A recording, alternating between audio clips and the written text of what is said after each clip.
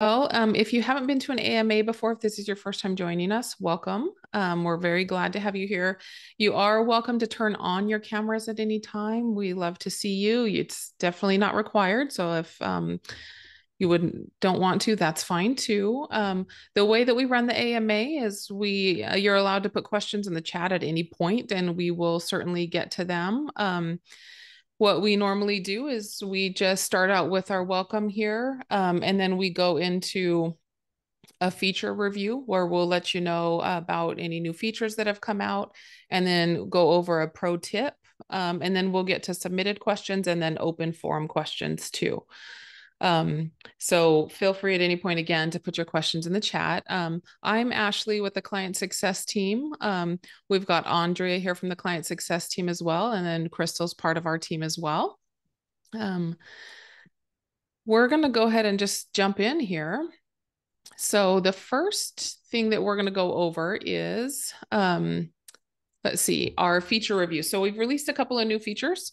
We've got printing, the ability now to quickly print an invoice, which you've been able to print an invoice, but that functionality has just moved a little bit. And then you now have the ability to rename an invoice even after the invoice has been paid. So this can be helpful. Some funeral homes really have specific ways they want to track their invoices. And so this gives the ability to do that, especially because you can do it before or after the invoice has been paid. So if you wanted, your pre-need invoices named a certain way, if you wanted to differentiate things, you can now do that. So the ability to print the invoice and to rename the invoice are actually done in the same spot. So you can do that in two places. What I've got a screenshot of here is just your payments tab. So when you're looking at your payments tab within a case, you'll click on the three little dots here where you'll get the option to print the invoice or to rename the invoice. The invoices now, you'll see they just go in a number sequence and they just go in that sequence. So invoice 39, I must have had a 40 somewhere and then I had a 41. But if I wanted to now change this, I can do that quickly. So you can do it from the payments tab. You can also do it when you're in the invoice. So if you click into that invoice, you'll have an actions button here. And when you click on that dropdown, you're going to have the print invoice and the rename invoice functionality as well. Okay. Any questions on that? Okay. And you guys are welcome to put your questions in the chat. Some people like to type their questions instead of speak out, and that is welcome as well. Yeah. Okay.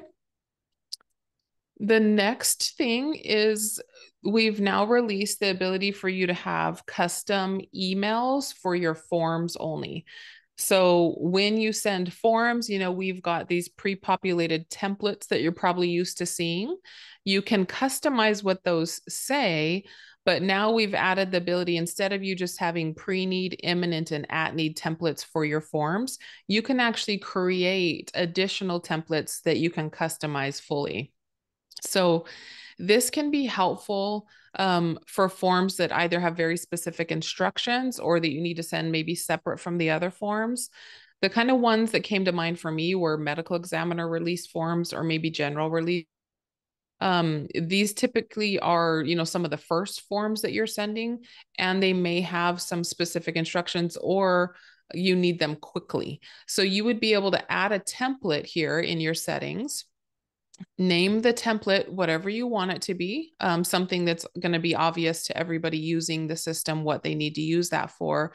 And then you can customize it just like the other forms, what it's going to say. So what the subject is, what the instructions are in the body of that email, and give the family a bit more context for the form or the specific scenario that you're using that for. Andrea, could you think of any other examples or what came to mind for you when you saw this released?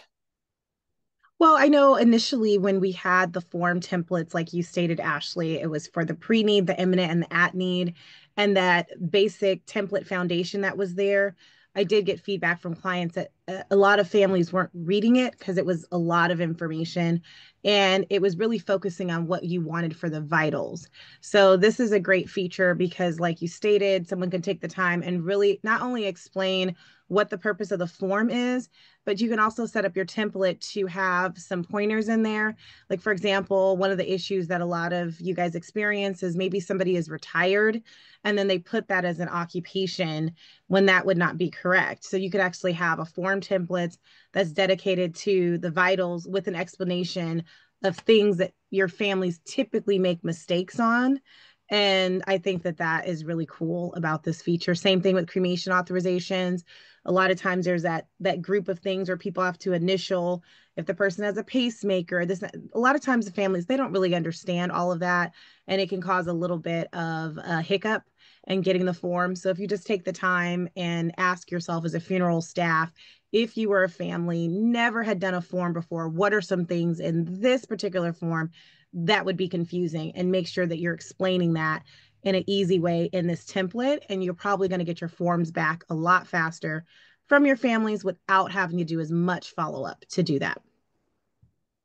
Yeah, that's a really good point. When you were talking, I had just thought of something as well. A lot of times we can group forms for you all. So if you know, for example, you're going to send a cremation authorization, maybe a release form, and some other form to every single, cremation family every single time, we can group those forms for you. So that becomes your cremation packet.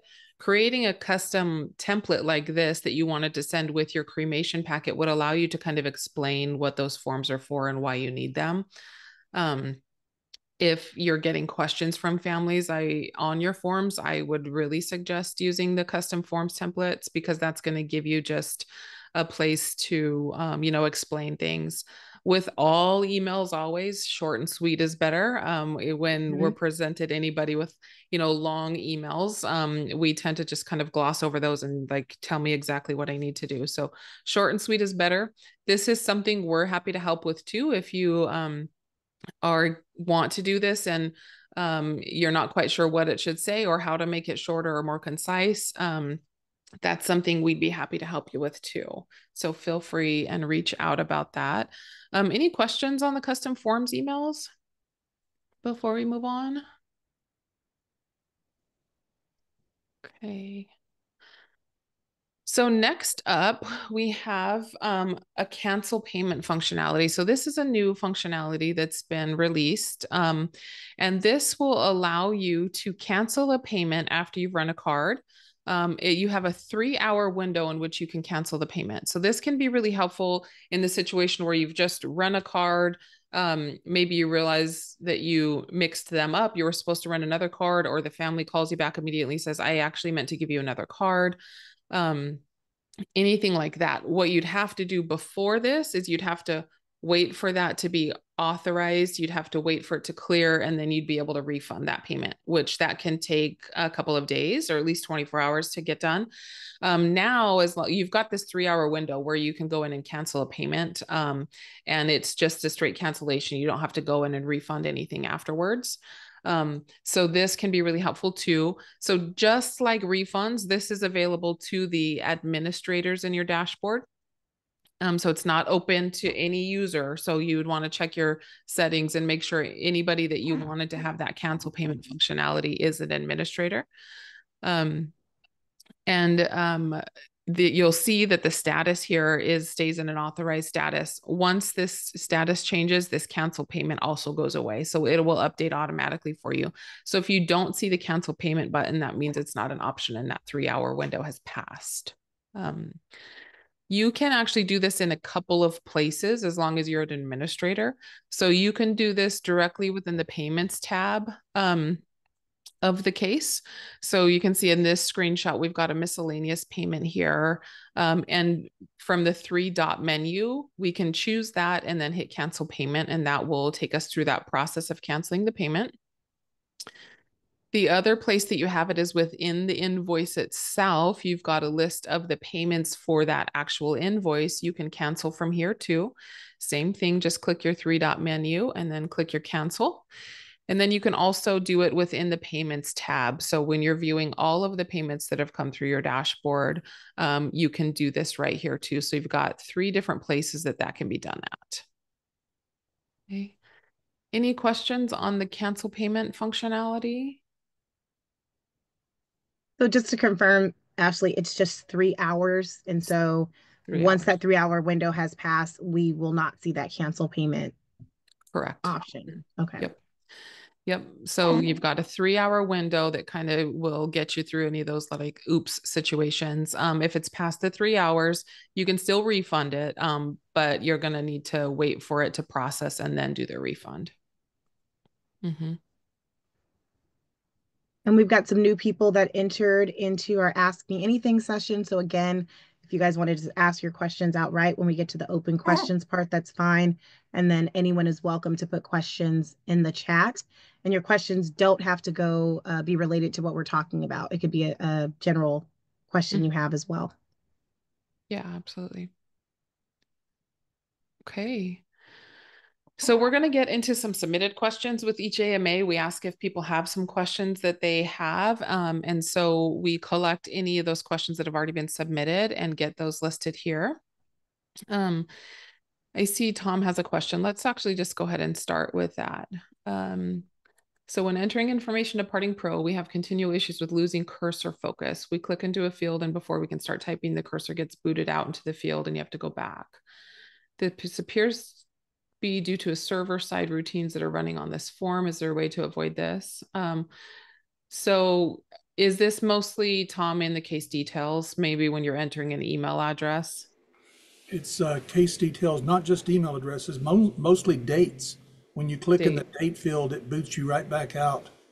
And you Okay. can't tab back into it because the cursor's gone. You have to take your hand off the keyboard, go to the mouse, and go click back in it. And it Got happens yeah. quite often. Does it? Okay. Um, Yeah, I don't have a great answer for this one right now, but I will certainly let our engineering team. The reason I asked if it was the email address because I've had that happen and I'm probably using email addresses more than dates, so I didn't realize it was the dates too, but Well, I know what you mean. if you see my second question, it is dealing with the email deal where that happens, where you have Okay. to sit and slowly watch it rebuild itself in slow motion. And that's Okay. that's quite frustrating. Sure. Definitely. Let's do this. We'll make a note of this and check in with our engineering team after the call and see if what is happening there, if that's a quick fix, and we'll do a follow-up with you. Does that sound okay, Tom? Okay. That's fine, thanks. You're welcome. Okay, so we'll get into these submitted questions, but again, feel free and put your questions in the chat. We only have a few submitted questions, so this section won't take a whole long time. So first question was, we had a family call in and their family member is from Canada. They said that they aren't able to put their Canadian details on the payment platform. Is there a way that we can bypass this? At this time, I'm not aware of a way to bypass this. I do think it has to be a US credit card, unless you know of any different, Andrea. No, I do know that we have a way that if they contact support with that information, we do have a way of doing a manual run on the Okay. back end of Stripe. So that is what we've been doing in the past. So if you do have a family and you find out that their billing information for their card is international, definitely get all of the details, such as the full name on the card, the full billing address, not just the zip code. So whatever their country code is, etc. And then, of course, any of that security codes. I know with some international cards, it's 4 digits instead of three. So just confirm that with them. And then you can contact our customer support with that information and we can do a manual run of that card. Okay, great. Mhm. Yeah. So just reach out to our support team if that happens for you. Um, Second question is here, how can we get electronic signature for a statement when the customer's not submitting payment yet? We just need the signature on the statement or the invoice. So right now, the statement is only signed when payment is made. However, we are working on the functionality currently to be able to collect the signatures at any point before payment. So we're working on that. The So hopefully in the next few months, this will be released for everybody. I know this has been a really big ask time. We are working on this, but not quite there yet. Andrea, can you think of any ways or any workarounds to that? Yeah. The only workaround is to just go ahead and have your statement of funeral goods and services added as a form. And then we can go have it where it's available that you guys can send. It does communicate with your online store, so that statement of funeral goods and services will have information as far as what they selected and what their totals are. You definitely want to double check the math and then just send it over to that family for signature is usually the best workaround on that if you need a signature on your statement of funeral goods and services before. Right now, our statement of funeral goods and services, I know Ashley and I have both given feedback on that. It's almost acting more like a receipt. And so we do understand that you guys may need that beforehand since it's part of the contract. So the only workaround we have is just to go ahead and send us a PDF, a blank PDF of your in-house statement of funeral goods and services, and then we'll upload that as a form, and then you can send it and request signature whenever you would like. Thank you. Okay. Our next question is it possible to add some of my own urns to the online store? I would like to use the drop shipping option. I would still like to use the drop shipping option. I just want to have some of mine up there as well. Also, is it possible to edit which urns are currently listed for drop shipping? So yes, it is possible, with like a little caveat. As long as they're not urns that, are the same as any of the drop shipping urns, you can add some of your own, and you can also, um, disallow some urns basically. So for example, if you decided you didn't want scatter tubes and that's part of the drop shipping, we can remove those. From the drop shipping so that only the urns that you want shown from drop shipping are there. So yes, if you want that done, we can do that. You can do that either by reaching out to our support team and letting them know, or sending us an email at success@partingpro.com, and then we can get that request to the right people there. So yes, we can do that. Next question is, can you merge two cases together? One of the cases has been paid already, but the other one has all the vital information. Okay, and then I think Carolyn asked a question in the chat that is really similar to this. So she says, is there a way to limit the amount of pre-planned cases one family or informant is making? We had one person create multiple different cases for the same decedent on accident and made a payment on a separate case. So this is a situation where family maybe went to the store twice. Maybe they forgot. I've had this happen too, where a family just forgot that they finished all their arrangements and paid, and then they went back and did it again. So there's not a way for you to merge the cases yourself. However, if you reach out to our support team and let them know what the cases are, we can merge things on the back end for you, so that those can come together into one case. We don't necessarily have a way at this time to prevent a family from making arrangements that has already made an arrangement. So that is definitely something that our team has looked at and tried to figure out how to like maybe search the dashboard for a case with that same name and then giving a message to the customer.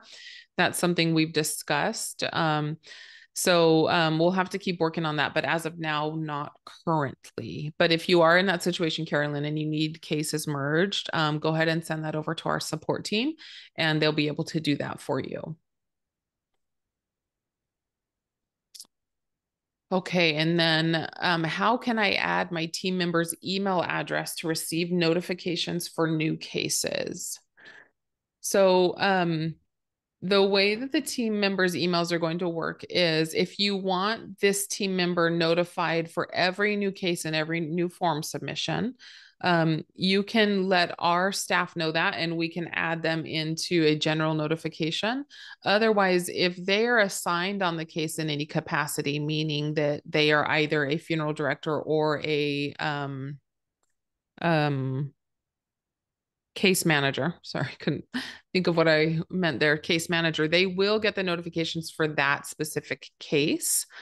So that is the option there. You can also have a primary notification email, and this might be easier just to show you. So let me go over to a dashboard here, and I'm going to go into my team settings.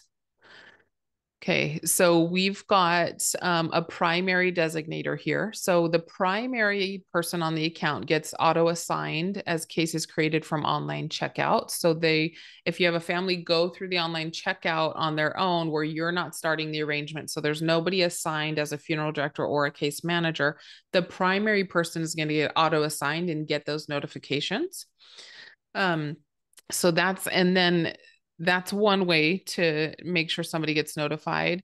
And then the other is, I'm going to go back to my cases page here. Anybody that's a case manager or a funeral director assigned on the case is automatically also going to receive all the notifications for that case. If you want to add an email address just to get notified all the time about everything, that's a setting we have on the back end, and you can just reach out to our support team to go ahead and add an email address to receive notifications on everything. We have some funeral homes that will have their like general email, like, office at or info at email addresses be notified for everything so things aren't missed. So that is certainly an option, but we can do that for you with as many team members as you need. Did I get all that correct, Andrea? Did you have anything else to add there? Nope, that sounds exactly right. Okay. So that's the end of our submitted questions. So now we can kind of get into open questions. So you guys are welcome to ask a question. You're welcome to type a question in the chat. It can really be about anything, like Andrea said. It doesn't have to be anything that we've already gone over. So we can go ahead and get into that portion now.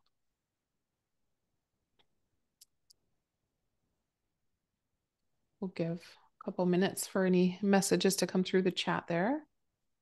And again, your questions do not have to be related to anything that we talked about today. It could be related to something that you want our feedback on in the industry itself, what we're seeing other customers dealing with. It can be related directly to the Parting Pro software. So feel free to ask away. Also earlier, Ashley did mention that you guys can get help from our team with customizing your emails. You can do that by contacting customer support, and they will go ahead and schedule you on or provide a link so you can be scheduled onto our calendar. And then we'll just sit down with you on a Zoom call and go through your customizing your form emails and things like that directly with you. Mm-hmm. Yeah, and if you're not familiar with reaching out to support, the easiest way to do it is right through your dashboard here, where you can come in here and either search for help or have the option to send us a message, where you will get an initial question here that's asking you to choose what you need to speak about today. And then this will lead you into our support team. And then this is a way you can also get a hold of us.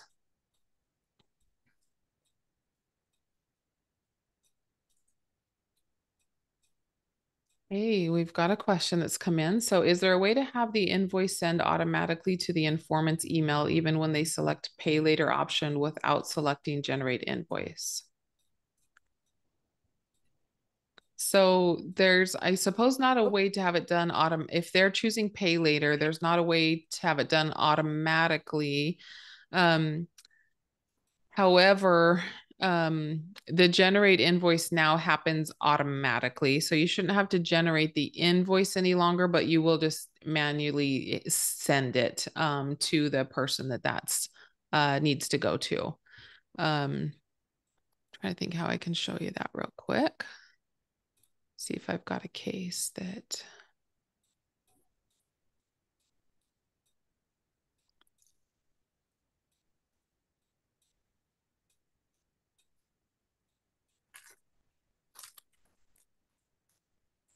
Okay, so in this example, I have an online checkout. So online checkout was completed by Fred Flintstone. And then when I come over to my payments tab,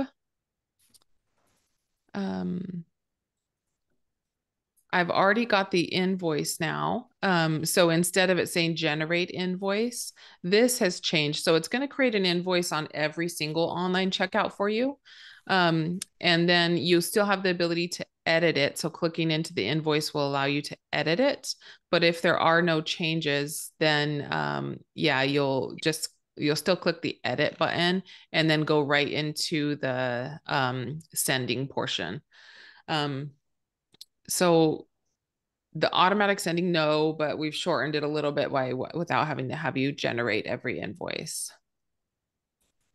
Does that make sense, or any follow-up questions on that?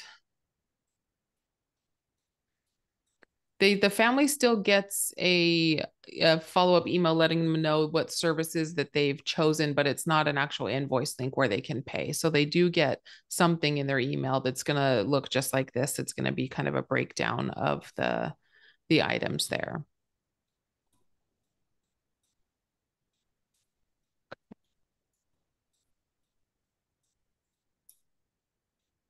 Perfect.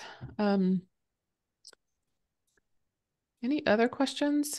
I'm also curious if there's other things that would be helpful for you all, or if there's things that you would like Parting Pro to do that it doesn't currently do.